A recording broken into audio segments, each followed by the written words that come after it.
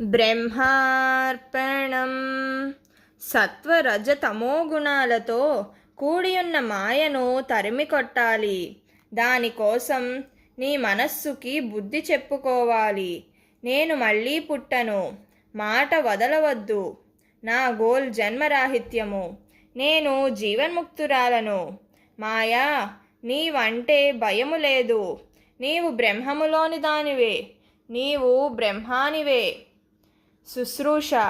నేను దేహమును అన్న భావనతో దేహబంధాలకు ప్రపంచానికి సేవ చేస్తున్నావు. ఇది నిజమైన సేవ కాదు. నీ అంతఃకరణం నువ్వు శుభ్రం చేసుకో. శుద్ధ మనస్సు, నేను పరమాత్మను అన్న భావనతో అందరినీ తన స్వరూపంగా చూడు. అదే నిజమైన శుశ్రూష. బ్రహ్మార్పణం.